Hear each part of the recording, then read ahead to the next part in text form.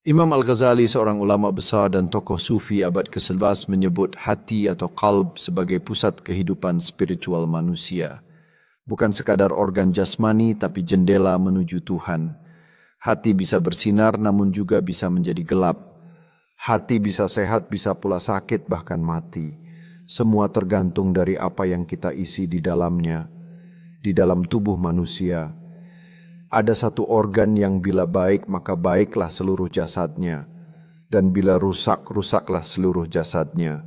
Itulah hati, qalb. Namun hati yang dimaksud bukan sekadar daging yang berdetak di dalam dada, tapi sesuatu yang lebih dalam, yang tersembunyi lembut dan halus. Hati yang bersih menjadi cermin bagi jiwa dan menuntun langkah kita menuju kebaikan. Dengan hati yang terjaga, seseorang dapat merasakan kedamaian yang hakiki.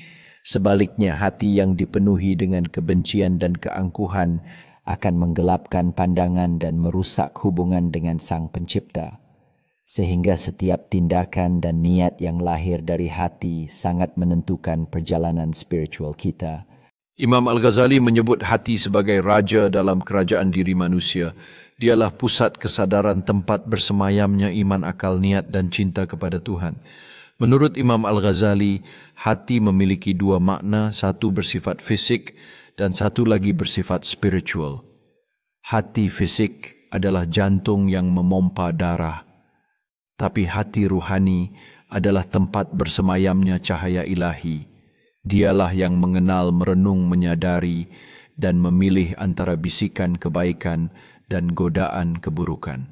Imam Al-Ghazali menggambarkan hati sebagai penguasa yang memegang kunci kehidupan manusia. Melalui hati seseorang bisa merenungkan berbagai aspek kehidupan dan mengarahkan niatnya kepada kebaikan.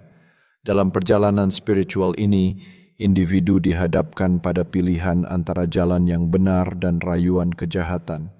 Dia menekankan bahwa melalui keheningan dan pemikiran hati dapat menemukan jalan untuk mendekatkan diri kepada Tuhan. Al-Ghazali membagi hati manusia menjadi tiga keadaan. Qalbun salim, hati yang bersih, hidup dan bercahaya.